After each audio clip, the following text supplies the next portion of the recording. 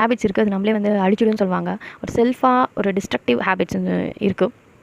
அது என்னென்னா, நம்ம எக்ஸ்கியூஸ் சொல்லிகிட்டே இருப்போம். ஏதாவது ஒரு வேலை கொடுத்தா நாளைக்கு பண்ணுறமா, நாளைக்கு அப்படின்னு சொல்லி போஸ்ட்பான் பண்ணிக்கிட்டே இருக்கிறது. எந்த அளவுக்கு தள்ளி போட முடியுமோ தள்ளி போட்டுகிட்டே இருக்கிறது.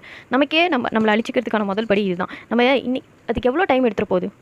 நம்ம எக்ஸ்கியூஸ் சொல்கிற டைமை விட நம்ம அதை செஞ்சு முடிக்கிற டைம் கம்மியாக தான் இருக்கும். ஆனால் சோம்பேறித்தனத்தினால நம்ம நிறைய வாட்டி தள்ளி போட்டுகிட்டே இருப்போம். அது பின்னாடி ஒரு பெரிய எஃபெக்ட் ஆகிடும். ஸோ அதனால் அது அந்த ஹேபிட்டை நம்ம சேஞ்ச் பண்ணிக்கணும். அண்ட் தென் ஸ்க்ராலிங், ரொம்ப நேரம் வந்து ஃபோன் பார்த்துக்கிட்டு ஸ்க்ரால் பண்ணிவிட்டு அதில் இன்ட்ரெஸ்டிங்காக இல்லைனாலும் நம்ம சும்மாவே ஃபோனை யூஸ் பண்ணிக்கிட்டே இருப்போம். Because we don't have any other work to do. அதனால் ஸோ அதையும் நம்ம மாற்றிக்கணும். ஆல்சோ நம்ம வந்து எல்லா விஷயத்துக்கும் யாராவது எங்கேயா கூப்பிட்டாங்கன்னா நோ, நான் வரல.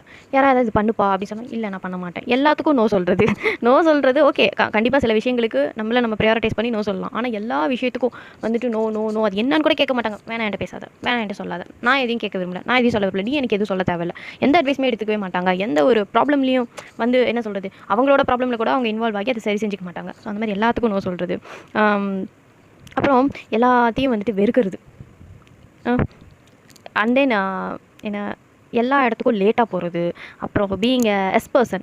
சில பேர் இருக்காங்க நோ பர்சன் மாதிரி எஸ் பர்சனும் இருக்காங்க. எல்லாத்துக்கும் எஸ் சொல்கிறது. அவங்களால முடியவே இல்லைனா கூட அந்த வேலையெல்லாம் இழுத்து போட்டு செஞ்சுட்ருப்பாங்க.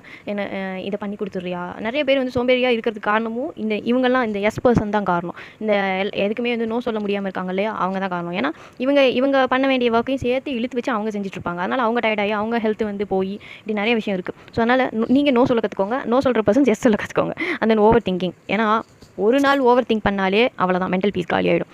தினமும் நான் ஓவர் திங்கிங் பண்ணிகிட்டே தான் இருக்கேன். அப்படி ஓவர் திங்கிங் பண்ணிங்கன்னா உங்களோட எந்த ஒர்க்குமே வந்து அப்படியே என்ன ஸ்டாக்னன்ட் ஆகிடும். உங்களோட ஒர்க்கில் நீங்கள் கான்சன்ட்ரேட் பண்ண முடியாது. உங்கள் எமோஷன்ஸ் எப்படி இருக்குன்னு அதை ட்ராக் பண்ண முடியாது. உங்கள் எனர்ஜி பேலன்ஸ்டாக இருக்கான்னு அது தெரியாது. ஸோ எதையுமே ஓவர் திங்கிங்கில் வந்துட்டு நிறைய தப்பான முடிவும் நம்ம எடுத்துருவோம்.